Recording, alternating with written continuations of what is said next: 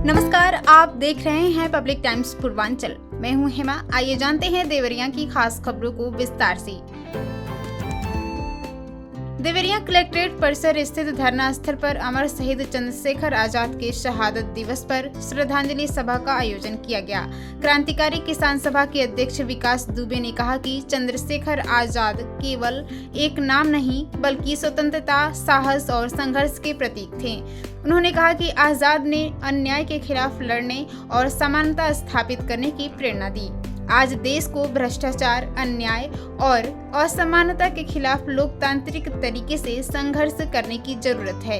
यही उन्हें सच्ची श्रद्धांजलि होगी। कार्यक्रम के दौरान बताया गया कि चीनी मिल चलाओ संघर्ष समिति, संयुक्त पंचायत निकाय मोर्चा व संयुक्त महामोर्चा के बैनर तले बैतालपुर चीनी मिल चालू करने समेत 16 सूत्री मांगों को लेकर कलेक्ट्रेट परिसर में धरना 2 साल 18वें दिन से जारी है। सभा में कई लोग मौजूद रहे। देवरिया में कृष्ण मोहन सिंह आत्महत्या प्रकरण में जिलाधिकारी की संतुष्टि पर शासन ने बड़ी कार्रवाई करते हुए जिला बेसिक शिक्षा अधिकारी शालिनी श्रीवास्तव को तत्काल प्रभाव से निलंबित कर दिया है।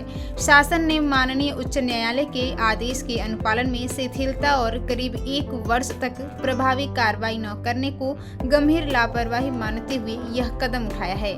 बेसिक शिक्षा अनुभाग 1 द्वारा जारी आदेश के अनुसार उनके खिलाफ विभागीय जाँच शुरू कर दी गई है और संयुक्त शिक्षा निदेशक गोरखपुर मंडल को जांच अधिकारी बनाया गया है। निलंबन अवधि में उन्हें नियमानुसार जीवन निर्वाह भत्ता मिलेगा और उनका संबंधीकरण शिक्षा निदेशक बेसिक कार्यालय लखनऊ से किया गया है। नियमित नियुक्त तक डाइट देवरिया के प्राचार्य को बीएसए का अतिरिक्त प्रभार सौंपा गया है। इस मामले में पहले ही एक पटल सहायक को निलंबित किया जा चुका है। जिलाधिकारी ने कहा कि लापरवाही पर सख्त कार्रवाई की जाएगी। देवरिया कलेक्ट्रेट के नवीन सभागार में जिला सैनिक बंधु की बैठक आयोजित हुई, जिसकी अध्यक्षता जिला सैनिक कल्याण एवं पुनर्वास अधिकारी कर्नल डॉक्टर सुधाकर त्यागी ने की। बैठक में पूर्व सैनिकों और उनके परिजनों की समस्याओं को सुनवाई करते हुए शीघ्र निस्तारण के निर्देश दिए गए। बैठक में कुल 11 प्रार्थना पत्र प्रस्तुत किए गए, जिनमें भूमि विवाद, रास्ता विवाद, शस्त्र लाइसेंस निरस्तीकरण, भूमि पैमाइश और कब्जे से जुड़े मामले शामिल रहे। अधिकारियों को सभी प्रकरणों की निष्पक्ष जांच कर नियमानुसार कार्रवाई करने और प्रगति रिपोर्ट देने के निर्देश दिए गए। अधिकारियों ने पूर्व सैनिकों को उनकी समस्याओं के समाधान हेतु हर संभव सहायता का भरोसा दिलाया। साथ ही अनुसूचित जाति एवं जनजाति की भूमि के क्रय विक्रय में जिलाधिकारी की अनुमति अनिवार्य होने की जानकारी भी दी गई। बैठक में संबंधित अधिकारी व कर्मचारी मौजूद रहे। देवरिया के धन्वंतरी सभागार में गैर संचारी रोगों की पहचान और रोकथाम को लेकर 2 दिवसीय कार्यशाला आयोजित की गई। मुख्य चिकित्सा अधिकारी डॉक्टर अनिल कुमार गुप्ता की अध्यक्षता में आयोजित कार्यशाला में पीएचसी व सीएचसी के चिकित्सकों को एनसीडी जांच, उपचार और नियंत्रण की जानकारी दी गई। सीएमओ ने निर्देश दिया कि सभी चिकित्सक प्रतिदिन एनसीडी आईडी लॉगिन करें और 30 वर्ष से अधिक आयु के सभी लोगों की नियमित स्क्रीनिंग सुनिश्चित करें। उन्होंने कहा कि मधुमेह, उच्च रक्तचाप और कैंसर जैसी बीमारियों की समय पर पहचान जरूरी है ताकि गंभीर समस्याओं से बचा जा सके। Deputy CMO doctor Ashwini Pandey ने स्क्रीनिंग डेटा समय पर पोर्टल पर अपलोड करने, दवाओं की उपलब्धता और जागरूकता बढ़ाने पर जोर दिया। कार्यशाला में चिकित्सकों को प्रशिक्षण दिया गया और कई स्वास्थ्य अधिकारी मौजूद रहे।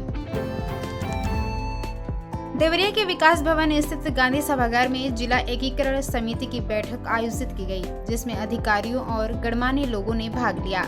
सदस्यों ने आगामी होली और ईद के त्योहार को शांतिपूर्ण और सौहार्दपूर्ण वातावरण में मनाने की अपील की। सभी ने कहा कि आपसी सहयोग और सद्भाव से ही समाज में शांति बनी रह सकती है। बैठक के दौरान समिति के उद्देश्यों पर चर्चा करते हुए इसे सक्रिय रूप से कार्य करने पर जोर दिया गया। अंत में सभी सदस्यों को सम्मानित किया गया और धन्यवाद ज्ञापन के साथ बैठक संपन्न हुई। देवरिया पुलिस लाइन प्रेक्षागृह में जिलाधिकारी दिव्या मित्तल और पुलिस अधीक्षक संजीव सुमन की अध्यक्षता में पीस कमेटी की बैठक आयोजित की गई। बैठक में आगामी त्योहारों को शांतिपूर्ण ढंग से संपन्न कराने और कानून व्यवस्था बनाए रखने पर चर्चा की गई। जिलाधिकारी ने अधिकारियों को संवेदनशील स्थलों पर विशेष सतर्कता रखने और साफ सफाई, पेयजल, बिजली और यातायात व्यवस्था सुनिश्चित करने के निर्देश दिए। उन्होंने लोगों से अफवाहों पर ध्यान न देने और प्रशासन के निर्देशों का पालन करने की अपील की। पुलिस अधीक्षक ने कहा कि शांति व्यवस्था सर्वोच्च प्राथमिकता है और अधिकारियों को नियमित क्षेत्र भ्रमण करने और सोशल मीडिया पर भ्रामक पोस्ट पर निगरानी रखने के निर्देश दिए गए। बैठक में सुरक्षा व्यवस्था को मजबूत करने और पुलिस गश्त बढ़ाने पर भी जोर दिया गया। बरहज क्षेत्र के ग्राम पंचायत नवापार के मिहियावा टोला निवासी भगवान दास गौड़ के बेटे सत्यम और गोरखपुर में इंटरमीडिएट परीक्षा दे रहे छात्र अंकुर सिंह के बीच मारपीट का मामला सामने आया है। इस घटना में घायल अंकुर सिंह की लखनऊ में इलाज के दौरान मौत हो गई। बताया जा रहा है कि परीक्षा कक्ष में चीट फेंकने को लेकर दोनों छात्रों में विवाद हुआ था, जो बाद में मारपीट में बदल गया। घटना के बाद से आरोपी के गाँव स्थित घर पर परिवार के सदस्य नहीं मिले, जिससे गांव में तरह तरह की चर्चाएं हो रही हैं। जानकारी के अनुसार पुलिस ने आरोपी सत्यम को मौके से हिरासत में ले लिया है। अंकुर सिंह कुशीनगर जिले के अहिरौली क्षेत्र का निवासी बताया जा रहा है और गोरखपुर में परीक्षा देने आया था। वहीं पुलिस का कहना है कि मामले की जानकारी जुटाई जा रही है। देवरिया के महर्षि देवराहा बाबा स्वशासी राजकीय चिकित्सा महाविद्यालय के ENT विभाग द्वारा विश्व श्रवण दिवस के उपलक्ष्य में जागरूकता कार्यक्रम आयोजित किया गया। कार्यक्रम का उद्देश्य श्रवण हानि की रोकथाम और समय पर उपचार के प्रति लोगों को जागरूक करना रहा। कार्यक्रम का शुभारंभ प्राचार्य डॉक्टर रजनी पटेल ने किया। उन्होंने नवजात शिशुओं और बुजुर्गों की नियमित श्रवण जांच पर जोर देते हुए कहा कि सुनने की समस्या को नजरअंदाज नहीं करनी चाहिए। ENT विभागाध्यक्ष डॉक्टर प्रदीप ने अत्यधिक शोर और आधुनिक जीवन शैली से होने वाले नुकसान के प्रति सचेत किया। मेडिकल कॉलेज के छात्रों ने नुक्कड़ नाटक के माध्यम से लोगों को जागरूक किया और बताया कि सुनने में परेशानी होने पर झाड़ फूंक के बजाय विशेष चिकित्सक से परामर्श लेनी जरूरी है। तरकुलमा थाना क्षेत्र के एक गांव में शादी कर घर लौट रहे दूल्हे को पुलिस ने हिरासत में ले लिया। यह कार्रवाई युवक की प्रेमिका की शिकायत पर की गई है। बताया जा रहा है कि युवक और युवती के बीच लंबे समय से प्रेम संबंध था, लेकिन अलग जाति के होने के कारण परिवार वाले शादी के लिए तैयार नहीं हुए और युवक की शादी दूसरी जगह तय कर दी गई। युवक की बारात निकलने के बाद युवती ने थाने में तहरीर दी थी, जिस पर दोनों पक्षों में बातचीत कर मामला शांत करा दिया गया। हालांकि शादी के बाद युवक के घर लौटते ही युवती ने फिर थाने पहुंचकर शादी का झांसा देकर यौन शोषण का आरोप लगाया। पुलिस ने युवक को हिरासत में लेकर थाने ले गई, जहां दोनों पक्षों के बीच सुलह की कोशिश हुई, लेकिन देर शाम तक कोई नतीजा नहीं निकल सका। पुलिस मामले की जाँच कर रही है। तरकुलमा क्षेत्र के बंजरिया गांव की नेहा अपने पिता के सपने को साकार करने के लिए कुश्ती में लगातार मेहनत कर रही है। छोटी सी जमीन और सीमित साधनों के बावजूद पिता अनिरुद्ध गुप्ता ने बेटियों को खेल के प्रति प्रेरित किया।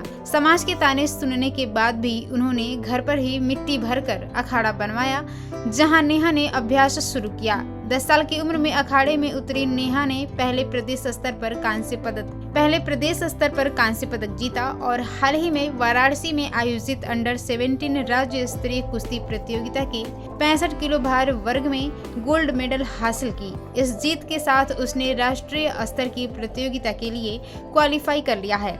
नेहा की बड़ी बहन रूपाली कुश्ती में और दूसरी बहन शिखा एथलेटिक्स में पदक जीत चुकी है। आर्थिक तंगी के बावजूद नेहा अब नेशनल प्रतियोगिता की तैयारी में जुटी हुई है और देश के लिए गोल्ड मेडल जीतना चाहती है। सलेमपुर कोतवाली क्षेत्र के एक गांव में ससुराल आए युवक की संदिग्ध परिस्थितियों में मौत हो गई। सूचना मिलने पर परिजन मौके पर पहुंचे और शव को अपने गांव ले गए, लेकिन ग्रामीणों ने मौत को संदिग्ध बताते हुए पोस्टमार्टम कराने की सलाह दी।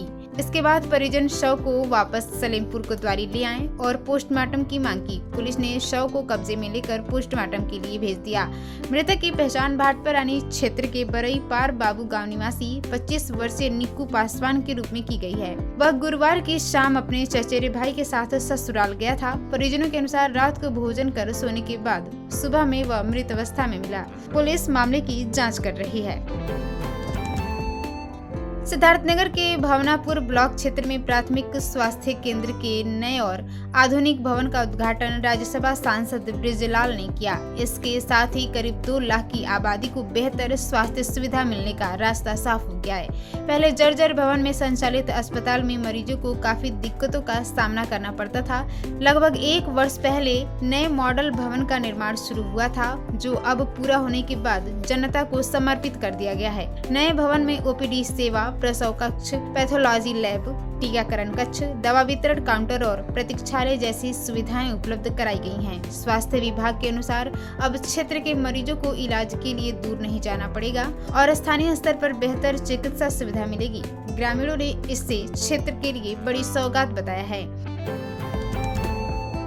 होली त्योहार को देखते हुए महर्षि देवरा बाबा मेडिकल कॉलेज देवरिया में तैयारियों को अंतिम रूप दिया जा रहा है। मरीजों को समय पर बेहतर इलाज उपलब्ध कराने के लिए सभी डॉक्टरों और कर्मचारियों की छुट्टियां रद्द कर दी गई हैं तथा इमरजेंसी व्यवस्था को मजबूत किया गया है। इमरजेंसी में 1 medical officer, 2 junior resident, 7 staff nurse और 7 मल्टीपर्पज वर्कर तैनात रहेंगे। आंख, चर्म रोग, हड्डी रोग, सर्जरी और मेडिसिन विशेषज्ञ डॉक्टर ऑन कॉल उपलब्ध रहेंगे ताकि जरूरत पड़ने पर तुरंत उपचार किया जा सके। रोगियों की संख्या बढ़ने की स्थिति में नवीन ओपीडी में 20 बेड का अतिरिक्त वार्ड तैयार किया गया है। रंगों से होने वाली समस्याओं को ध्यान में रखते हुए आवश्यक दवाओं का स्टॉक भी बढ़ाया गया है। मेडिकल कॉलेज की प्राचार्य डॉक्टर रजनी पटेल ने बताया है कि होली को लेकर सभी तैयारियां पूरी कर ली गई हैं और इमरजेंसी सेवाएं पूरी तरह सक्रिय रहेंगी। आपको बताते चले कि गोरखपुर और अहमदाबाद एक्सप्रेस में एनसीसी छात्रा से दुष्कर्म के आरोपित फरार टीटी राहुल कुमार की तलाश तेज कर दी गई है। लोकेशन नेपाल में मिलने के बाद एसटीएफ ने गिरफ्तारी के लिए वहां जाल बिछाया है और मुखबिरों की मदद से उसकी तलाश की जा रही है। बताया जा रहा है कि वह वाईफाई और व्हाट्सएप कॉल के जरिए अपने परिजनों से संपर्क में है। 15 फरवरी को मऊ जिले की एनसीसी छात्रा ने आरोप लगाया था कि इंदारा से गोरखपुर आते समय टीटी ने उसे एसी कोच में ले जाकर दुष्कर्म किया। युवती की तहरीर पर जीआरपी ने मुकदमा दर्ज किया और आरोपी को निलंबित कर 10,000 रुपए का इनाम घोषित कर दिया गया है। एसटीएफ और जीआरपी की टीमें आरोपी की रिश्तेदारों और मोबाइल कॉल के जरिए नजर बनाए हुए है। पुलिस का कहना है कि फरार टीटी को जल्द ही गिरफ्तार कर लिया जाएगा। तो ये थी देवरिया की खास खबर। आप इसे देख रहे थे पब्लिक टाइम्स पूर्वांचल पर। मैं थी आपके साथ हेमा। नमस्कार।